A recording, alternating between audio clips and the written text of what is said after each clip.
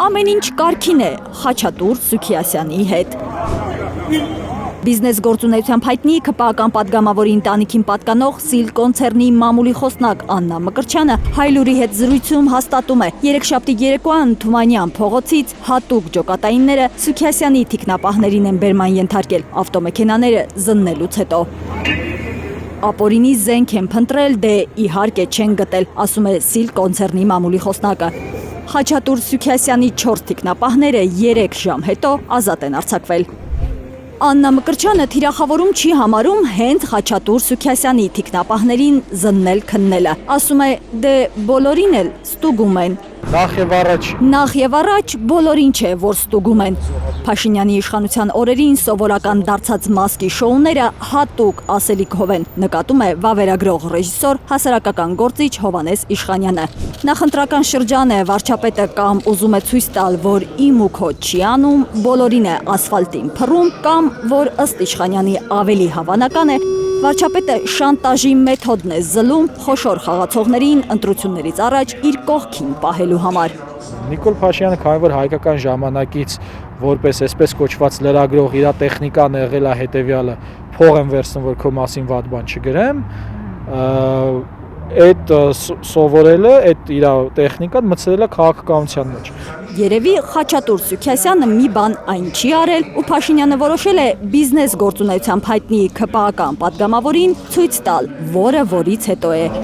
Ավելի ճիշտ, որը որից հետո կլինի, ենթադրում է վավերագրող ռեժիսորը։ Գուցե հույս ունեին, որ Խաչատուր Սուքիասյանին պետք է մեքենայի մեջ բռնացնեին, այնինչ Խաչատուր Սուքիասյանը պարզվեց Մոնակոյում կազինոներում, այդ 3 լուր տարածվեց։ Սուքիասյանին իր շահերի սպասարկուն դարձնելու համար շանտաժի մի գործիք էլ ունի Փաշինյանը։ Արամի 3 հասցեի շենքի գործը, հիշեցնում է հասարակական գործիչը։ Ջրի գնով սեփականաշնորհման այդ շենքի թեման էր, որ դատախազությունը գործառույթեց, երևի տես դրված է։ Հենց Խաչատուր Սուքիասյանը փորձի մի քիչ այս կողմ կամ այն կողմ անել, մեկ էլ բանը հանրության մեջ կարտնանա հիշողությունները Խաչատուր Սուքիասյանի ապօրինի գործարքների եւ թե ինչ օլիգարխ մարդ է ինքը։ Բայց ինչպես ասում է ինքը, շեֆը, մենակ չէ Խաչատուր Սուքիասյանը։ Փաշինյանը ԱԺ-նախագահ Ալեն Սիմոնյանին էլ է մի լավ դաս տվել այն մասին, որ չի կարող առանձին խաղալ։ Կամ ինքը Ալեն Սիմոնյանը ազատություն կունենա, կամ նրա եղբոր կինը, որ կոռուպցիոն գործարքների համար է մեղադրվում։ Նա է ազատվում եւ ընտրում ավելի զրկանքների ճանապարհը գնալը,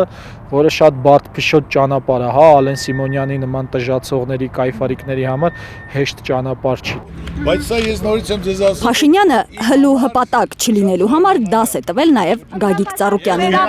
Ինչու՞ եք այդ բռնաբարության դեպքը ջրի երես հանեցին բան եւ այլն։ Իսկ առաջին դասը ԱԱԾ նախկին տնօրեն Արթուր Վանեցյանն ու ՀՔԾ պետ վարչապետի SMS-ով աշխատանքից ազատված Սասուն Խաչատրյանն են ստացել։ Նրանց գաղտնը լսեցին, հեռախոսազրույցը համացանցում տարածեցին 2018-ին։ Վանեցյանն ու Խաչատրյանը 8 րոպեանոց հեռախոսազրույցի ընթացքում քննարկում էին Հայաստանի երկրորդ նախագահ Ռոբերտ Քոչարյանի կալանքը, ՀԱՊԿ գլխավոր քարտուղար Յուրի Խաչատուրովի եւ ՊՆ նախկին ղեկավար Միքայել Հարությունյանի դեմ հարուցված քրեական գործերը։ Այս ամբիոնից էր այդ նույն մարդը ասում մեզ։ Փաշինյանը սա օգտագործեց, ես լավն եմ, կողքիններս եմ վատը, ուստի նրանք պետք է գնան, ես մնամ թեզն առաջ տանելու համար, նկատում է Հովհաննես Իշխանյանը։ Ու նա այդ օգտագործեց, որպեսզի էйֆորիան կրկին վերադարձնի իր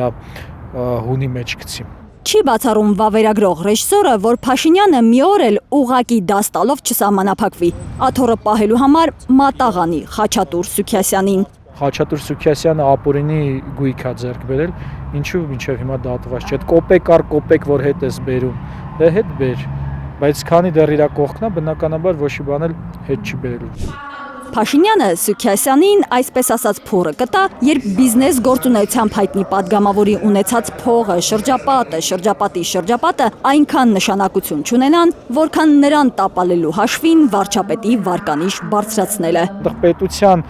նպատակը գոյություն չունի այս ԿՊԱ-ականների մոտ էլի։ Հանուն պետության նպատակը թշնամու դատին է տվել Փաշինյանի իշխանությունը, ասում է վավերագրող ռեժիսորը։ Ընդգծում Բաքվի դատարանում Արցախի ռազմաքաղաքական ղեկավարությանը չեն դատում են հայկական պետականություն ունենալու մղումը։ Ռուբեն Վարդանյանին են սպանում, որն արդեն 23 օր ինքն իրեն սովի է մատնել մարդկության հոգու սովը ընդգծելու համար։ Արփիս Քեսյան, Միլենա Պողոսյան, Նորայր Հակոբյան, Հայլուր։